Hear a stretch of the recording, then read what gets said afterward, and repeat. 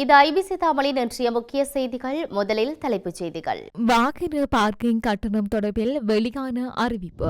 விபத்தில் சிக்கிய இளங்குமரன் எம்பி நேரில் சென்று பார்வையிட்ட பிரதமர் கருணை. அனுர அரசாங்கத்திற்கு எதிராக உச்சகட்ட நகர்வில் மொட்டு கட்சி. ஐக்கிய மக்கள் சக்தியில் போட்டியிடவுள்ளவர்களுக்கான நேர்முக தேர்வு. இலங்கையில் மும்மொழி பாடசாலை. பிரதமர் நேரடியாக களத்திற்கு சென்று ஆய்வு. மக்களுக்கு வளிமண்டலவியல் திணைக்களம் விடுத்த எச்சரிக்கை. அதானியின் வெளியேற்றம். இலங்கையை கைவிட்ட இந்தியா.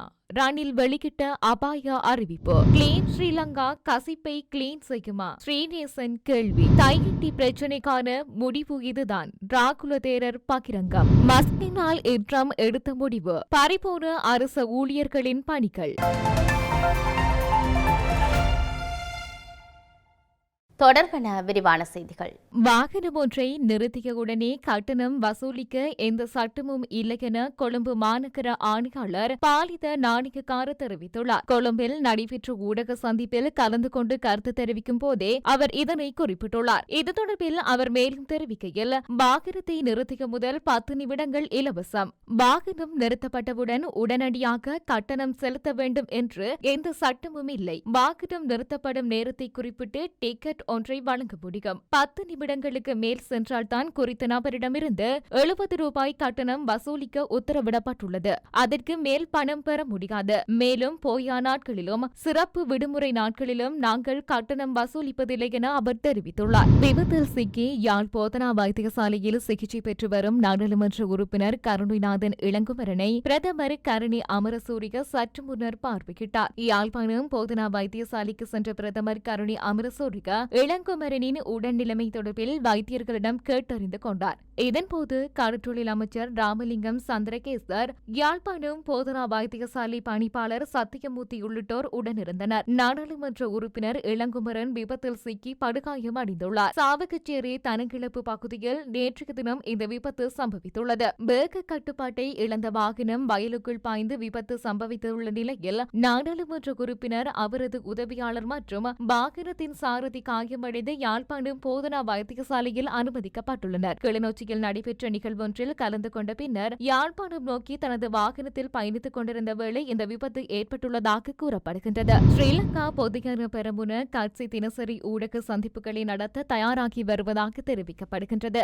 அடுத்த வாரம் முதல் குறித்த ஊடக சந்திப்புகளை நடத்தவும் அரசாங்கத்தின் நடவடிக்கைகளை கடுமையாக விமர்சிக்கவும் முடிவு செய்துள்ளதாக கட்சி வட்டாரங்கள் தெரிவிக்கின்றன. அதன்படி தற்போதைய நாடாளுமன்ற உறுப்பினர்கள் ஒவ்வொரு திங்கட்கிழமையும் இந்த ஊடக மாநாடுகளில் பங்கேற்பார்கள் என்று கூறப்படுகின்றது. அதனைத் தொடர்ந்து அந்த கட்சியின் முன்னாள் நாடாளுமன்ற உறுப்பினர்கள் செவ்வாய்க்கிழமை ஊடக சந்திப்புகளில் பங்கேற்பார்கள் எனவும் தெரிவிக்கப்படுகின்றது. இதேவேளை புதன்கிழமைகளில் உள்ளூராட்சி பிரதிநிதிகள் சங்க உறுப்பினர்களாலும் மற்ற நாட்களில் கட்சியை பிரதிநிதித்துவப்படுத்தும் பல்வேறு அமைப்புகளாலும் ஊடக சந்திப்புகள் நடத்த திட்டமிடப்பட்டுள்ளதாக தகவல்கள் தெரிவிக்கின்றன. இந்த நிலையில் தேசிய மக்கள் சக்தி அரசாங்கத்தின் பணவீரங்களை கண்டறிந்து அவை குறித்து பொதுமக்களுக்கு தெரிவிக்க நாடாளுமன்ற உறுப்பினர் நாமல் ராஜபக்ச அறிவுறுத்தல்களை வழங்கியுள்ளதாகவும் கூறப்படுகின்றது. நடைபெறவுள்ள உள்ளூராட்சி மன்ற தேர்தலில் திருகோணமலை மாவட்டத்தில் ஐக்கிய மக்கள் சக்தி சார்பில் போட்டியிட விண்ணப்பித்தவர்களுக்கான நேர்முக தேர்வு ஒன்று இடம்பெற்றுள்ளது. கிண்ணியார் டேஞ்சஸ் பொது விளையாட்டு மைதானத்துக்கு அருகாமையில் உள்ள நகர சபைக்கு சொந்தமான கட்டிடம் ஒன்றில் குறித்த நேர்முக தேர்வு நடைபெற்றுள்ளது. இதில் திருகோணமலை மாவட்ட நாடாளுமன்ற உறுப்பினரும் ஐக்கிய மக்கள் சக்தியின் மாவட்ட தலைவருமான இம்ரான் மக்ரூப் உள்ளிட்ட கட்சியின் ஆதரவாளர்கள் என பலர் கலந்து கொண்டனர். மேலும் தேர்தலில் போட்டியிடவுள்ள திருகோணமலை மாவட்டத்தைச் சேர்ந்த பல வேட்பாளர்கள் கலந்து கொண்டனர். பொலனறுவை கதிர்வல பிரதேசத்தில் நிர்மாணிக்கப்பட்டு வரும் மும்மொழியிலான தேசிய பாடசாலையின் எதிர்கால செயற்பாடுகள் தொடர்பான விசேட கலந்துரையாடல் ஒன்று இடம்பெற்றுள்ளது. இந்த கலந்துரையாடல் பிரதமர் கலாநிதி கருணை அமரசூரிய தலைமையில் இடம்பெற்றுள்ளது. இந்திய அரசின் நிதியுதவியின் கீழ் பொலனறுவை கதிர்வல பிரதேசத்தில் நிர்மாணிக்கப்பட்டு வரும் மும்மொழியிலான தேசிய பாடசாலையின் தற்போதைய நிலை தொடர்பில் ஆராய்வதற்கான கண்காணிப்பு விஜயமும் பிரதமரால் மேற்கொள்ளப்பட்டுள்ளது. இதன்போது பாடசாலை ஆரம்பிக்கப்பட்டதன் பின்னர் ஒரே நேரத்தில் 1600 மாணவர்கள் கற்றல் செயற்பாடுகளில் ஈடுபடக்கூடிய வசதிகள் இங்கு காணப்படுவதாக கூறப்பட்டுள்ளது. இதேவேளை விசேட கல்வி பிரிவு, மொழி வகுப்பறை, விடுதி, நிர்வாக கட்டிடம், ஆய்வுக்கூட வசதிகள், அடிப்படை வசதிகள் உட்பட ஆசிரியர் உத்தியோகபூர்வ இல்லம் உள்ளிட்ட வசதிகளை கொண்டதாக பாடசாலையை நிர்மாணிப்பதற்கு திட்டமிடப்பட்டுள்ளதாக கட்டட நிறுவன பொறியியலாளர்கள் பிரதமரின் கவனத்துக்கு கொண்டு வந்துள்ளனர். பலிகத்தின் அனைத்து இன மதங்களை பிரதித்துவப்படுத்தும் வகையில் சகல பிள்ளைகளுக்கும் கல்வியை பெறுவதற்கான வசதியை நோக்கமாக கொண்டு கட்டியெழுப்பப்பட்டு வரும் இந்த பாடசாலையின் நிர்மாணிப்பு பணிகள் பல வருடங்களாக மந்த கதையில் இடம்பெற்றமை தொடர்பில் இதன்போது பிரதமரின் கவனத்துக்கு கொண்டு வரப்பட்டுள்ளது. இந்திய அரசின் நிதியுதவியின் கீழ் நிர்மாணிக்கப்படும் முன்பக்க கட்டிடத்தின் பணிகள் 75% நிறைவடைந்துள்ளதுடன் அதன் மீதமுள்ள பணிகளை நிறைவு செய்வதற்காக ரூபாய் 150 மில்லியன் செலவாகும் எனவும் கூறப்பட்டுள்ளது. இரண்டாவது கட்டடம் இலங்கை அரசின் நிதியுதவியின் கீழ் நிர்மாணிக்கப்படுவதுடன் அதன் பணிகள் 40% நிறைவடைந்துள்ளதாகவும் மீதமுள்ள பணிகளை நிறைவு செய்வதற்கு ரூபாய் 400 மில்லியன் தேவைப்படுவதாகவும் நிறுவனத்தினால் சுட்டிக்காட்டப்பட்டுள்ளது. மேலும் இந்த வளங்கள் அழிவடைவதற்கு இடமளிக்காது பிள்ளைகளின் கல்விக்கென அவற்றை கட்டியெழுப்புவதற்கு தேவையான பிரேரணைகள் மற்றும் திட்டங்களை உடனடியாக முன்வைக்குமாறு பிரதமரால் அதிகாரிகளுக்கு அறிவிக்கப்பட்டுள்ளது. தற்போது நிலவும் வறண்ட வானிலை தொடரக்கூடும் என வளிமண்டலவியல் திணைக்களம் தெரிவித்துள்ளது. தற்பொழுது கொழும்பில் 28 டிகிரி செல்சியஸாக இருக்க வேண்டிய வெப்பநிலை இன்று 31 டிகிரி செல்சியஸாக உயர்ந்துள்ளதாக தெரிவிக்கப்படுகின்றது. இந்த அதிக வெப்பநிலை மக்களின் அன்றாட நடவடிக்கைகளை சீர்குலைப்பதாகவும் தற்போதைய சூழ்நிலையில் அதிக கவனம் செலுத்தப்பட வேண்டும் என்றும் சுகாதார அதிகாரிகள் வலியுறுத்தியுள்ளனர். அதன்படி அதிக வெப்பநிலை காரணமாக உடல் வியர்வையாக நீர் மற்றும் உப்புக்களை இழக்கின்றது. இது ஆரோக்கியமான நபர்களுக்கு கூட நீரிழப்பை ஏற்படுத்தும் என்று சுகாதார அதிகாரிகள் சுட்டிக்காட்டியுள்ளனர். இந்த நாட்களில் வெளியில் வேலை செய்பவர்கள், குறிப்பாக நெடுஞ்சாலைகளில் வேலை செய்பவர்கள் மற்றும் நெல் வயல்களில் வேலை செய்பவர்கள் மிகவும் எச்சரிக்கையாக இருக்க வேண்டும் என அறிவுறுத்தப்பட்டுள்ளது. கடுமையான நீரிழப்பு இதயத்தையும் மூளையையும் பாதிக்கும் என்றும் கூறப்படுகின்றது. இந்த நிலைமைகளை தவிர்க்க அதிக நீர் குடிக்க வேண்டும் என்றும் சுகாதார அதிகாரிகள் சுட்டிக்காட்டியுள்ளதோடு பெரும்பாலும் இயற்கை திரவங்களையே குடிக்க வேண்டியதன் அவசியத்தையும் வலியுறுத்தி செயற்கை திரவங்களை குடிப்பது உடலுக்கு தீங்கு விளைவிக்கும் என்பதனையும் தெரிவித்துள்ளனர். அதானி இலங்கையில் காற்றாலை மின் திட்டங்களை கைவிட்டதன் மூலம் இந்தியா இலங்கையை கைவிட்டதாக முன்னாள் ஜனாதிபதி ரணில் விக்ரமசிங்க குறிப்பிட்டுள்ளார். கொழும்பு பிளவர் வீதியில் உள்ள அவரது அலுவலகத்தில் நடைபெற்ற கலந்துரையாடலில் அவர் இதனை குறிப்பிட்டுள்ளார். எதிர்காலத்தில் இலங்கை சிரமங்களை எதிர்கொள்ள வேண்டிய நிலை காணப்படுவதாகவும் அவர் குறிப்பிட்டுள்ளார். இந்திய நிறுவனமான அதானி குழுமம் காற்றாலை மின் திட்டத்தை கைவிட்டு நாட்டை விட்டு வெளியேறியுள்ள நிலையில்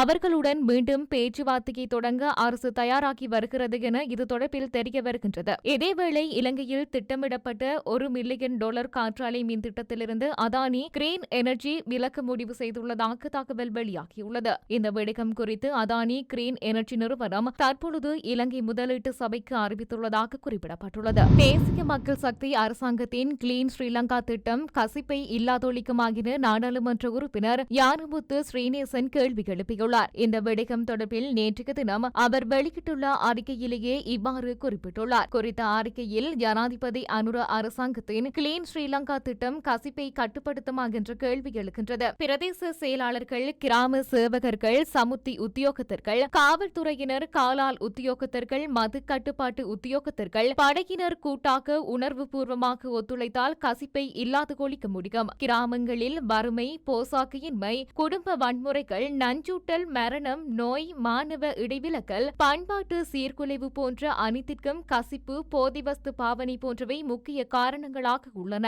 எனவே இவற்றை ஒழிப்பதற்கு கிளீன் ஸ்ரீலங்கா திட்டம் உச்சளவில் பயன்பட வேண்டும். போதைப் பொருட்களை ஒழிக்காமல் கிளீன் ஸ்ரீலங்கா திட்டத்தினால் முன்னேற்றம் காண முடியாது. மட்டக்களப்பில் படுவான்கரை பிரதேசத்தில் கசிப்பு உற்பத்தி, விநியோகம் மற்றும் பாவனை மிக அதிகரித்துள்ளது. யுத்த காலத்தில் ராணுவ கட்டுப்பாடற்ற பிரதேசமாக படுவான்கரை இருந்தபோது கசிப்பின் மனம் கூட அங்கு இருக்கவில்லை என்பது மக்களின் கருத்தாகும். யுத்தம் முடிந்த பின்னர் படுவான்கரையில் கசிப்பு கோரத்தாண்டவம் ஆடுகின்றது. போலீசார் இந்த விடுக்கத்தில் என்ன செய்கின்றார்கள் என்று மக்கள் கேள்வி எழுப்புகின்றார்கள். எது எப்படியாக இருந்தாலும் தேசிய மக்கள் சக்தியின் கிளீன் ஸ்ரீலங்கா திட்டம் வெற்றி பெற்றால் கசிப்பின் தாண்டவத்தை ஒழிக்க முடியும் என குறிப்பிடப்பட்டுள்ளது.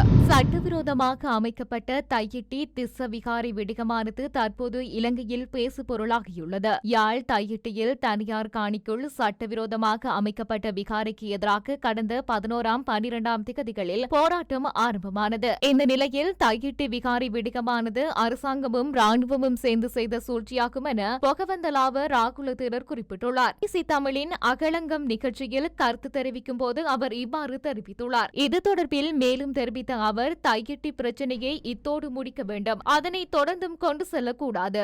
மக்களுடைய தனியார் காணிகளை அவர்களுக்கே கொடுக்க வேண்டும், ஆனால் பிகாரியை இடித்து பிரச்சனையை தொடரக்கூடாது. சம்பந்தப்பட்ட காணி உரிமையாளர்களிடம் பேசி பிரச்சனையை தீர்க்க வேண்டும். இன்னும் எத்தனை ஆண்டுகள் சென்றாலும் சிங்கள தமிழ் பிரச்சனைகள் முடியாது என சுட்டிக்காட்டியுள்ளார். அமெரிக்க அரசு நிறுவனங்களில் 10,000க்கும் மேற்பட்ட ஊழியர்கள் பணிநீக்கம் செய்யப்பட்டுள்ளதாக அந்நாட்டு ஊடகங்கள் செய்தி வெளியிட்டுள்ளன. அமெரிக்க ஜனாதிபதியாக டொனால்டு டிரம்ப் பதவியேற்றதைத் தொடர்ந்து அரசின் தேவையற்ற செலவுகளை சுட்டிக்காட்டும் வேலை செய்யும் நிறுவனத்தை உருவாக்கினார். இதற்கு ட்ரம்பின் ஆதரவாளரும் உலக பணக்காரர்களில் ஒருவரான எலான் மஸ்க் தலைமை வகிக்கின்றார். அதனைத் தொடர்ந்து பின்தங்கிய நாடுகளுக்கு மனிதாபிமான உதவிகளை வழங்கும் அமைப்புக்கு வழங்கி வந்த நிதியை எலான் மஸ்க் ஆலோசனையின் பேரில் அதிரடியாக நிறுத்தப்பட்டுள்ளது. இந்த நிலையில் தற்போது பல்வேறு அரசு துறைகளில் உள்ள ஊழியர்களை எலான் மஸ்க் ஆலோசனையின் பேரில் ட்ரம்ப் பணிநீக்கம் செய்துள்ளார். அந்த வகையில் உள்துறை, எரிசக்தி, படைவீரர் விவகாரங்கள், வேளாண்மை, சுகாதாரம் மற்றும் மனிதவள துறைகளில் உள்ள ஊழியர்கள் பணிநீக்கம் செய்யப்பட்டுள்ளனர். மத்திய அரசிடம் அதிகப்படியான ஊழியர்கள் இருப்பதாகவும் அதிக பணம் வீண் விரயம் மற்றும் மோசடியால் விரயமாவதாகவும் ட்ரம்ப் தெரிவித்தார். இதுவரை வேலைக்கு சேர்ந்து முதல் ஆண்டு காலத்தில் உள்ள ஊழியர்கள் பணிநீக்கத்துக்கு இலக்காகியுள்ளனர். சுமார் 10,000 ஊழியர்களுக்கு ஏற்கனவே பணிநீக்கத்துக்கான உத்தரவுத்துறை ரீதியாக அனுப்பப்பட்டது என்று தெரிவிக்கப்பட்டுள்ளது. எரிசக்தி துறையில் சுமார் 1,200 முதல் 2,000 ஊழியர்கள் பணிநீக்கம் செய்யப்பட்டுள்ளனர். இதில் தேசிய அணுசக்தி பாதுகாப்பு நிர்வாகத்தின் 325 ஊழியர்களும் அடங்குவர். அமெரிக்க வனத்துறை சமீபத்தில் பணியமர்த்தப்பட்ட சுமார் 3,400 ஊழியர்களை பணிநீக்கம் செய்கின்றது. அதே நேரத்தில் தேசிய பூங்காக்கள் சேவை நிறுவனம் சுமார் 1,000 தொழிலாளர்களை பணிநீக்கம் செய்கின்றது.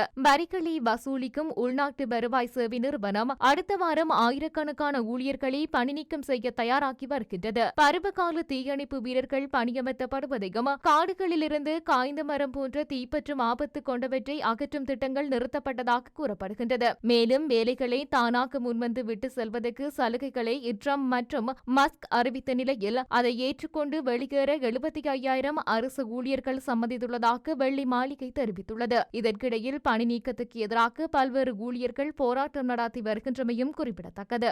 இத்துடன் இன்றைய முக்கிய செய்திகள் நிறைவடைகின்றன. தொடர்ந்தும் செய்திகளை அறிந்து கொள்ள IBC தமிழ் நியூஸ் என்ற எமது யூடியூப் பக்கத்தினூடாக இணைந்திருங்கள். வணக்கம்.